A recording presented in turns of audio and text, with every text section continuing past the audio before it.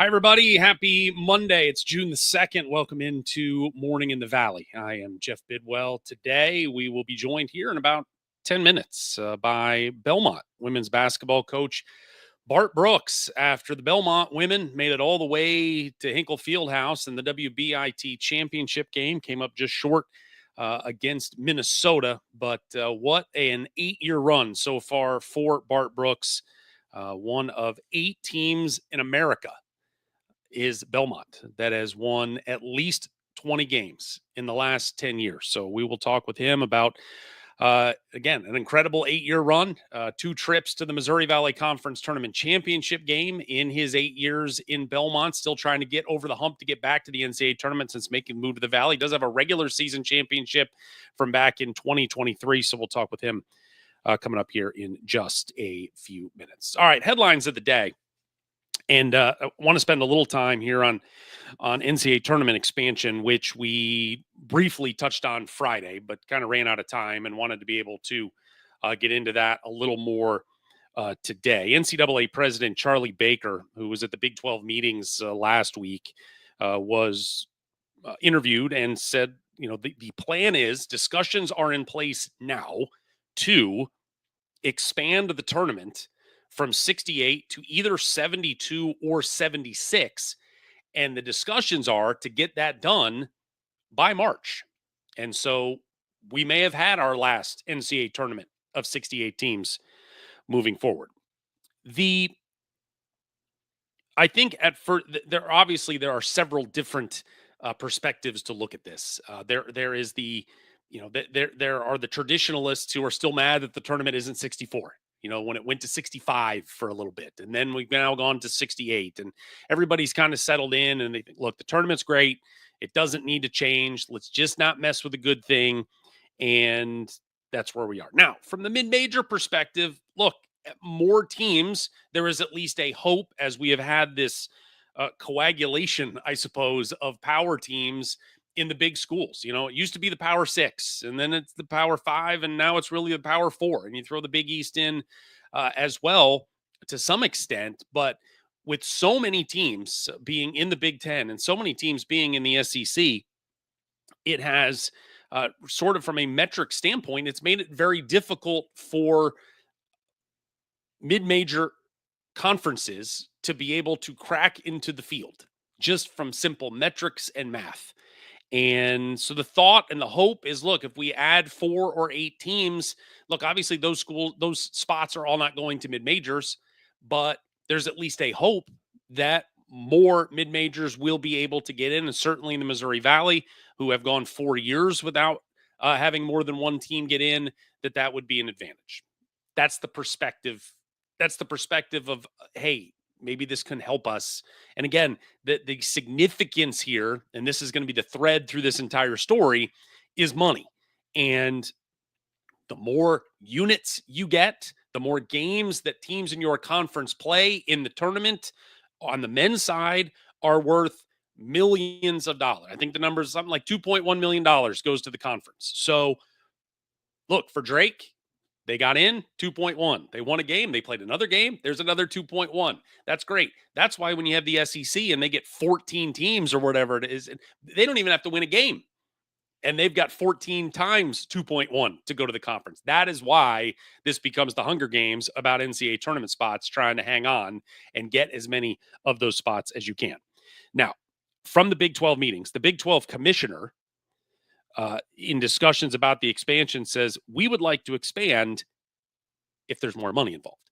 They want I believe, speaking for the membership, that they want to go back to the TV partners, the Turner folks, the CBS folks, and like, look, whatever our deal is and all the money we're making, we want to make sure that there's more money coming in so that unit size at worst does not get smaller.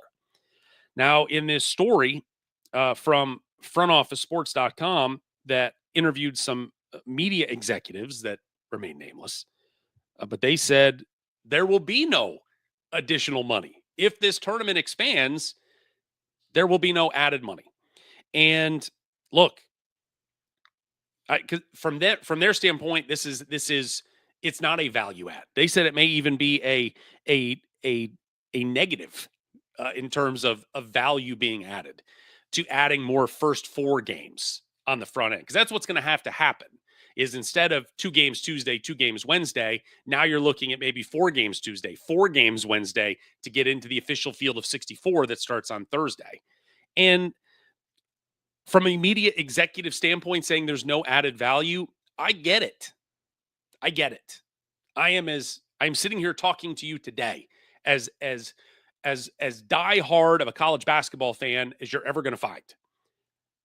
I have little to no interest in those first 4 games. If it is not someone, a team, a program that I am incredibly aligned with, I don't watch it. I may flip in the final minute to see, hey, is something exciting going to happen? I mean, Alabama State, I think it was this year, wins their 16 versus 16 game in Dayton at the buzzer and didn't see it live, and might have been the next day before I even saw social media highlights of it.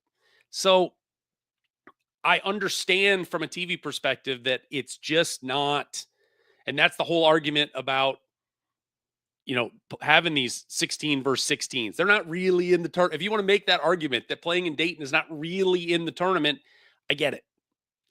There's obviously disagreements from the other side of the aisle, but I understand that sort of thought. Now, if you expand the tournament to 72, to 76, one of the main things you're going to do, and people say, well, it's just going to water down the tournament. What it does is it eliminates bid thieves, and at least for the time being, because then when the bubble, you get to 76 and now 77, 78, 79, they're still going to feel like, hey, we got our bid stolen.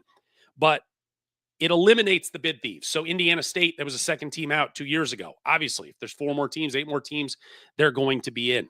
There is a history of teams coming from the first 4, coming from Dayton, getting to the final 4. Not a lot, but it's happened. 2011, VCU, 2021, UCLA. They made that trip. So it's not that these teams getting in are not good enough to be able to make a run into the tournament. And as we've seen, when you get these mid-majors on the floor with the high majors, they can play and they can make runs.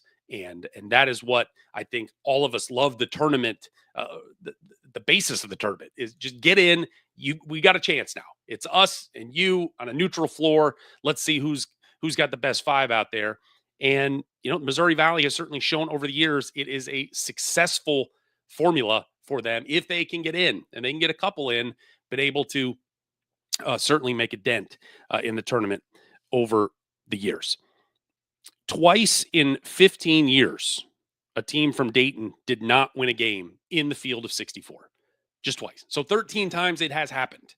So that's where these bubble teams where you just expanded a little bit to say they don't belong and say they can't make some hay when you get into the tournament just isn't right. And so that's where I'm curious if it's going to happen, because the bottom line in the end, it's all about the money. It's all about the money. And if there's no more money to be had, and now you're going to put in an additional 4 teams or put in an additional 8 teams, and now those slices of the pie are suddenly getting a little smaller, the appetite for expanding the tournament is going to diminish significantly, because that's, why are we losing money in this process now? Now, again, from a standpoint of the advantage for the Missouri Valley, you look at Drake, an 11 seed, they get in, they play a 6 seed, they win, they move on. Great. Well, if you can get an at-large bid in the Missouri Valley, and maybe you're an 11 seed again, and the Dayton bubble has expanded, well, now you're an 11 taking on another 11. Look, you win that game. It's an 11 versus an 11 pays the exact same way as a 16 beating a 1.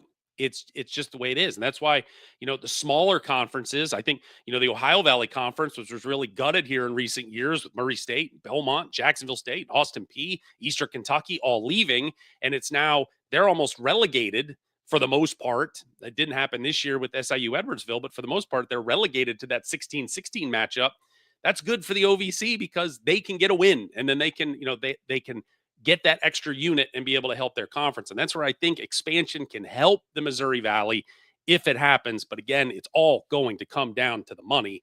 And in the end, the money rules. And if the TV folks aren't going to cough any more up, that's going to make it very difficult, I think, in the end, especially for this to happen by 2026, for us to expand to either 72 or 76. All right, time to welcome in our guest. He is the head coach of the Belmont Bruins. He is Bart Brooks. Coach, good morning to you. How is Nashville, Tennessee today? Good morning, Jeff. It's a beautiful day in Nashville. Good to be here. Thanks for having me. My pleasure. 2 months ago today, you were in Indianapolis playing in the WBIT championship game, coming up short against Minnesota there. In the 2 months since, I'm sure in the oodles of free time you have had, what has been the most relaxing thing you have allowed yourself to do before we fire up the 25-26 season? Well, no doubt, time in the backyard with my big green egg and my two boys, playing some baseball, just enjoying family time, really. And that's been a little bit sparse. I think our springs are a little more stressful and swamped than they used to be in coaching. But I was able to do that for a handful of days, and we're back at it already this week. So here we go again. Here we go again. You spent some time at DePaul, so obviously you had spent some time at Hinkle Fieldhouse, but taking your team there to play, I feel like as the old guys in the room, I'm not even sure if kids these days, if they've even seen Hoosiers at any point in their lives, was there any going there as a head coach for the first time? Was there any pull somewhere in your heart to go full Normandale? And whether it's David and Goliath or bringing the tape measure out, anything of that nature for that game? Yeah, I did want to scream hickory when we walked in and see if it reverberated through the rafters. But it is interesting, as a coach, and I viewed myself as a young coach. But the players, for whatever reason, players get younger every year, I feel like.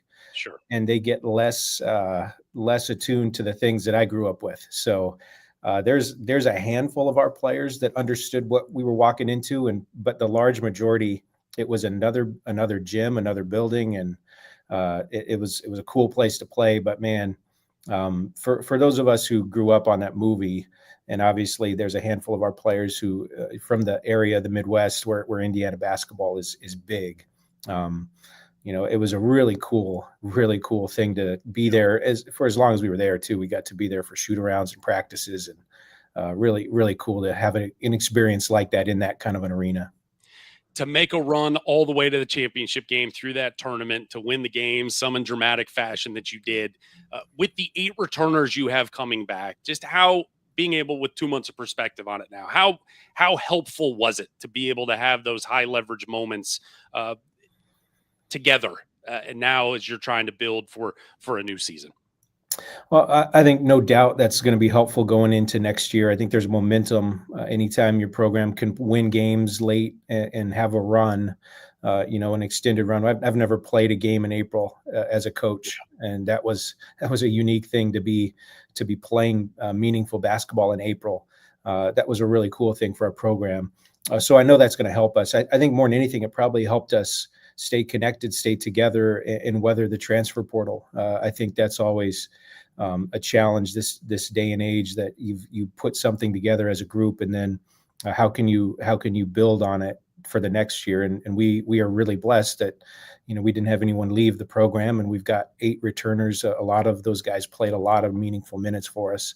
And then we get to add some new players, and we start over again. Unfortunately, we don't get to start in a championship. We have to start from scratch like everyone else. But I really do like who we have in the program coming back.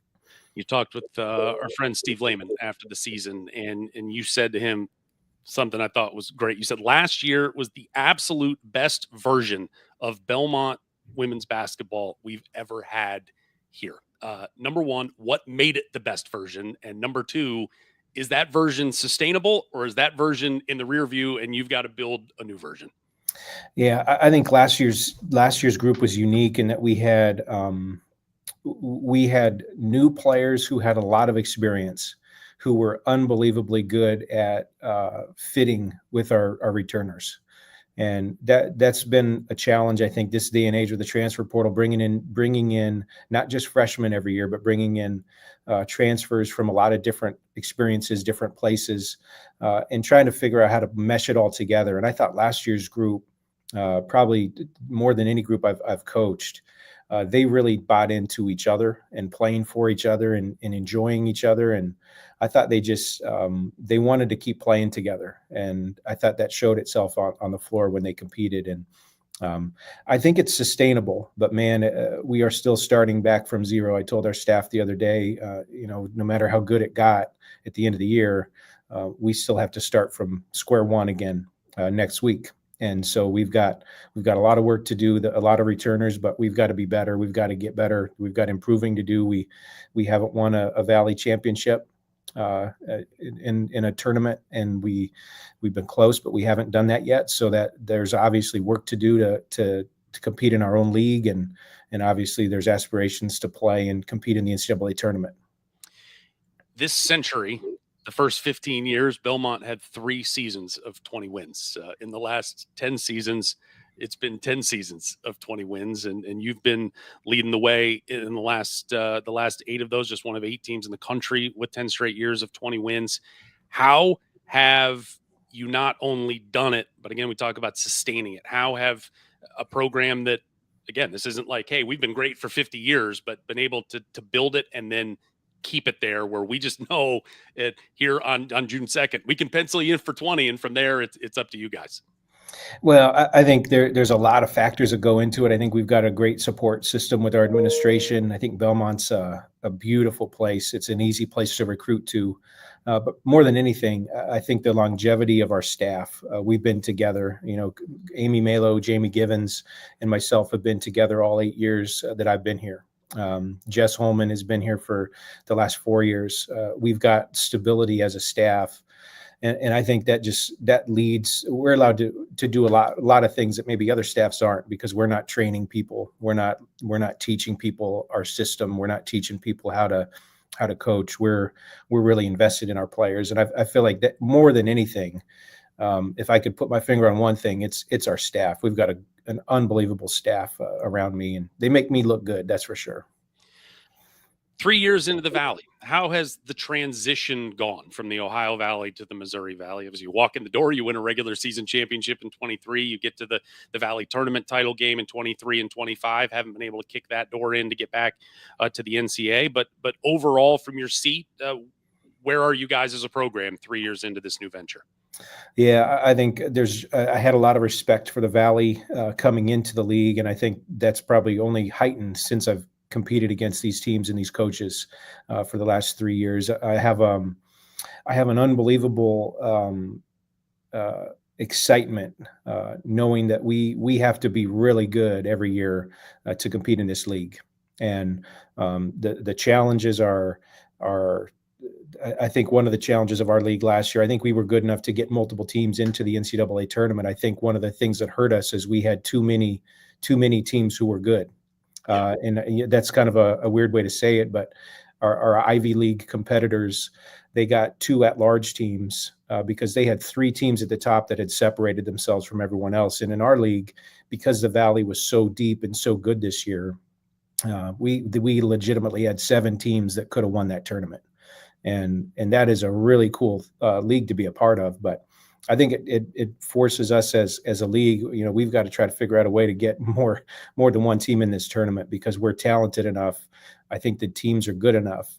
And that's really the excitement that we had coming into the league, knowing that we had a chance that we could be an at-large team playing and competing in this league. And I think that's been our charge, and I think the charge of all of us as a coaches group to try to figure out a way to do that.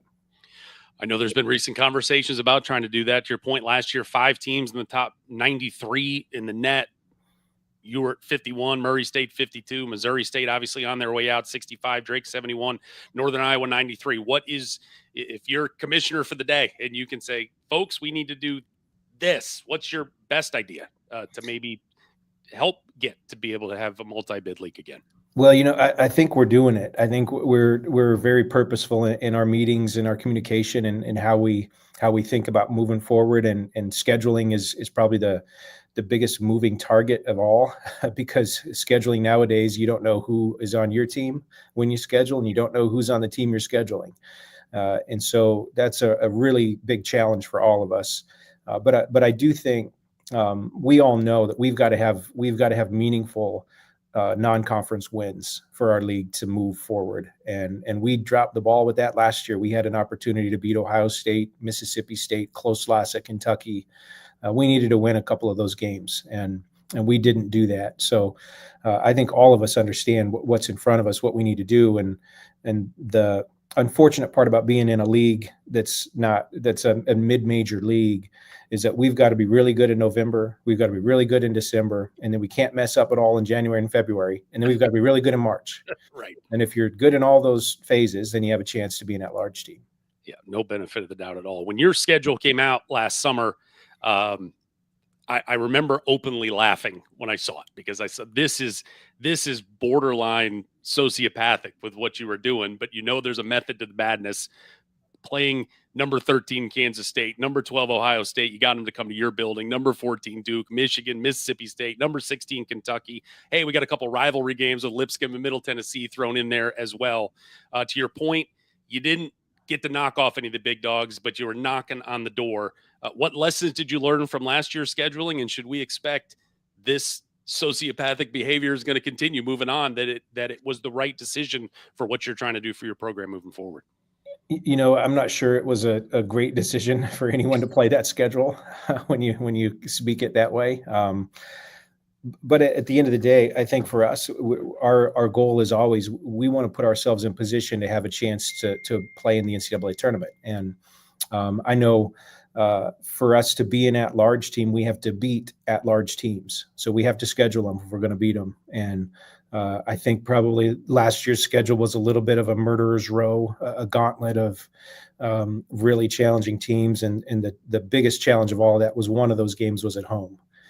That you listed. And that's probably the biggest thing that us as a league, we're trying to figure out, how can we get home games against some of these teams that we can compete against and win, and to get some of these signature wins. But yeah, that schedule, it's not going to look quite the same, but it's going to be very similar. It's a couple of new names and a couple of those same teams. And again, credit to, Duke and Kentucky, Ohio State. Those guys are Kentucky and Duke are going to be at Belmont this year. We got home and homes with those guys. So awesome. I think we've worked really hard to put ourselves in a position to play against some of these teams, and a lot of them have been willing to play home and home. So we're working to do that every year. But I'm not sure I laugh when I see the schedule. I think there's tears and fetal position and crying and all those things. But it also gives our kids a chance to, we play great. It gives us a chance to have one of those signature wins that we all need in this league. Those are games that never will happen on the men's side, but there are women's coaches. They're like, yeah, we'll go on the road and we'll go play, especially against a program with the pedigree that you have. How much arm twisting is there, and begging and negotiating that is involved, or is there really a dialogue of, look, we can make this work if you pick up the phone and call? And obviously every coach on the other end has a different perspective on scheduling, I'm sure. Yeah, it is. It's probably one of the hardest parts of my job. We're still, I'm in the middle of it right now, trying to find people to come play us. And it's really hard to find games. And I think you're right on the money, though, that I think the women's coaches as a whole are a lot more receptive to going on the road and playing in some of these environments that you would never see a men's team do. And give credit to the coaches, Kenny Brooks at Kentucky and Kara Lawson at Duke. They're willing to put their players in a position that it's a really hard thing to go on the road and play at Belmont. And so they're putting their team in that vulnerable position, but they know that's going to help them down the road as well. And the same thing we do on the road, and trying to play some of these teams that we know that no matter what happens, we're going to learn and grow through that experience. So yeah, it's not all sunshine and rainbows when you schedule. That's for sure. It takes a lot of rejection, unfortunately. I want to talk about your career, spending 2 years at Division II Barry once upon a time. Then you go to DePaul for 11 years and then get your first head coaching job there at Belmont, getting ready for year number 9. There's a lot of young coaches where you look at their resumes before they get their first head coaching job, and they've had 8 stops. It's like a year here, 2 years there, 6 months there. And you have put roots down in these last 2 places. What is it about your personality, or just your your career path that has kept you now for 2 decades at just 2 schools? Well, I think I'm really fortunate. I know a lot of friends who have lived in, 6 or 7 different states in that span of time. It's I think it's a function of a lot of things. I think I was blessed to work at DePaul for Coach Bruno, a Hall of Famer, a guy who took a chance on me, gave me an opportunity when I probably hadn't earned one, honestly, but he gave me a shot, and I had so much loyalty to him and his program, and wanted to work hard for him because he deserved that success at DePaul, and DePaul was a family to me. And knowing I wanted to be a head coach, had the opportunity to apply for this job here at Belmont. Didn't really understand Belmont during that time, but man, once I got down here and I saw it on my interview, and this place was a gold mine. I knew it was a gold mine, sleeping giant, and I just have so much respect and excitement for the people I get to work with, the people that I work for. And so I just feel like I'm blessed. I don't have a dream job. I mean, I feel like I'm making Belmont my dream job. Let's talk about your team coming back, and 8 kids coming back, which again, in this day and age, always feels a little less volatility on the women's side than the men's side, but you still always have to worry in March about who's leaving and who's coming back. And you've got a security blanket by the name of Tootie Jones coming back for year number 6, got a COVID year, had a redshirt year because of an injury. You don't always see kids come back for year number 6. Sometimes after 5, it's like, I've had enough. I'm ready to move on. Who was pushing the bus there the most to get her to come back to you for year number 6? Well, I think for sure me. I've been on this sideline here at Belmont for this is going into 9 years, and Tootie's going to be with me for 6 of them. So I feel like everything we've done here is just about been with Tootie Jones on our team, wearing one of our uniforms, and I know I feel a lot better when she's on the floor. So I was all on board for Tootie playing as long as she could possibly play, and she was. I think she's got a passion and an excitement for what we have the opportunity to do next year. I think she's someone who's very very in charge of her wanting to leave a legacy.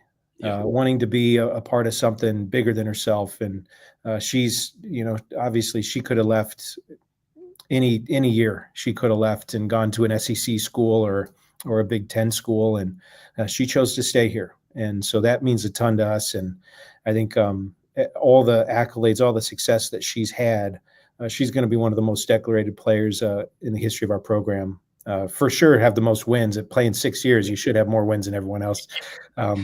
You would hope but so. Yeah, we're excited about her. You graduate Kendall Cheeseman and Kendall Holmes, but you're still bringing back 3 of your top 5 scorers, along with Tootie, Emily LaChapelle coming back, and then Jalen Banks, who was your leading scorer last year, 3rd team All Missouri Valley, 2 years now in the books. What do you want to see out of her this summer as she's now an upperclassman and trying to see her just get the most out of her potential? Yeah, I think she really caught fire at the end of our WBIT run. I think she's got all the talent in the world, and for her and for us moving forward into this next season and into her junior year. And I think you hit it on the head. She's no longer an underclassman; she's an upperclassman, and we're going to lean on her for leadership, for consistency, for doing some of the things. She's got an unbelievable work ethic.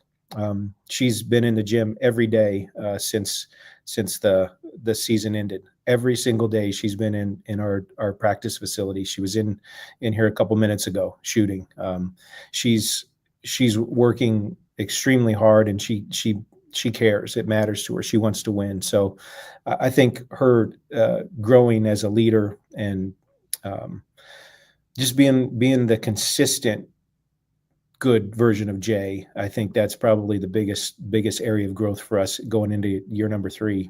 And we're really excited that she's back too. 8 returners, 5 freshmen coming in. You only had to go sign 2 out of the portal. You got Ace Strickland coming from Tennessee after a couple of years. You signed her April 17th. KK Brody coming in for 2 years at Pepperdine, signed her May 25th. I know there's no silver bullet to this answer, but when you have to go into the portal, uh, is there value in patience, which you get KK Brody a week ago, basically, or is there, oh gosh, we got to jump in there and start grabbing folks right out of the jump because it's like there's a storm coming and you run to Walmart and there's nothing but rye bread left because all the good stuff's gone. What's your general philosophy getting into the portal after the season? Well, I think generally we panic. I mean, everyone just panics. we call everyone, offer everyone, and whoever. I think that in all seriousness, I think the recruiting, you can't go slow in the transfer portal. You can't take your time. You've got to be all in really on that first phone call because there's probably 15 to 20 other people who are all in, and if you're lukewarm, you're not going to get a shot at a player. I think our success in the transfer portal has 100% come from players we've had previous relationships with. Yeah. And that's no different with these two kids that we signed this year that we had recruited them out of high school, both of them, and had good relationships with them. Their families understood them. They understood us. I think they knew what they were getting in Belmont. And I think they had a pretty good vision of Belmont being the kind of place that they wanted to end up here for their last stop. So, I think that's been the biggest part for us. If we've got a relationship with someone, that just makes it a lot easier. Otherwise, it's you're trying to separate yourself from all the other people who are. There's desperation for sure at that time of year. Last question for you, Coach. 2025-26 is here. Everybody's rolling in. Summer workouts ready to roll. What is the best part? And your job, what is the best part of the next 4 months, on or off the floor, with this new version of Belmont women's basketball before we officially fire up with the first practices in late September? Well, I think one of the coolest parts about this time of year specifically is when everyone gets back together for the first time. This group will be together, freshmen, transfers, returners, all together. Is the growth that I see. I see our newcomers come in, fresh and don't know anything, learning their game, learning how they respond to things. But one of the coolest parts about my job is seeing development and growth of our players. And so our returners, I'm really excited to see what they've added to their games. I think all of them were challenged and all of them have a competitive drive that they need to improve and get better. And so when we get together this summer, it's going to be sit back and watch these kids, how they've improved, how they've worked. And that's the beauty in all of this, the process, the work behind the scenes. So I love that part of it, getting busy when no one's watching. He's Bart Brooks, the head women's basketball coach at Belmont. Coach, thanks so much for the time. Hopefully you can get out in front of that big green egg and grill up some steaks here at some point this summer. But thank you so much for the time. Enjoy it. Hopefully we can catch up soon. Thank you, Jeff. Appreciate it. You got it. All right. There is Bart Brooks. What a job. I mean, what a job he has done as that thing got rolling about 10 years ago, and he has just continued to keep it rolling as they have gone, again, one of 8 teams in America with 10 straight years of 20-plus wins. And they've got a lot of pieces again back with Tootie Jones, Emily LaChapelle, and Jalen Banks, couple all-league kids in there, and they play an exciting brand of basketball, and it is they've been great, and it is awesome and to his point about the scheduling, and you got to win some of those big games, and that was part. You get to the end of the year, and there's 2 ways to go about it, I guess, with scheduling, and you just play the toughest teams you can get on there, and they end up 51 in the net. At the end of the day, had the best net in the Missouri Valley. When you have Murray State right behind them at 52, but to his point, it was when the end of the year came and you were looking at on the I guess it's the the ESPN bracketologies for the women before Murray State officially got slid over into the automatic qualifying spot. They were in that next 4 out, which that's great. But you need to get somebody a little more closer to being into the field there of 68. And Belmont, their numbers, certainly the numbers, I think, inflated just a tick at the end because of, beating Villanova in the WBIT semifinals, getting those last 4 games to be able to kind of get that late surge. But, when the dust settled to where they were, but it's like to play, number 13 Kansas State, again, to have number 12 Ohio State come into your building, but you lose by 4. You go to Duke, you play Michigan on a neutral floor, lose by 10. You play Mississippi State on a neutral floor, you lose by 3. You go to Lexington, play number 16 Kentucky, you lose by 6. It's like, man, if they get one of those, how much that might have changed their resume around a little bit and maybe had them when they lose in the championship game in Evansville to Murray State, that maybe they are in the conversation for sneaking one of those wins out. But now an awesome piece of scheduling news there, as he said, home and home with Kentucky and Duke. And so the Blue Devils and the Wildcats will be coming to the Curb Event Center this year. So big games there for the Bruins coming up this season. All right. Catch some headlines here on the way out this morning as we turn to page 3 of our notes. Teams reporting this past weekend. If they weren't there already, they are spent the last weekend getting into town. Murray State's men rolling in yesterday as we get the annual pictures of guys carrying in laundry baskets to their apartment. Move-in day at Drake for the women as well. So it's officially time. We've gone through the spring workouts, we've gone through some individual stuff, but now it's like all the newbies are in, and let's take our 15 and let's start getting ready for the 25-26 season. Speaking of Drake, head coach Allison Pullman has gotten a commitment from a 2026 guard by the name of Grace Fincham, 5'11" guard out of Iowa City, Iowa, just 70 miles up the road.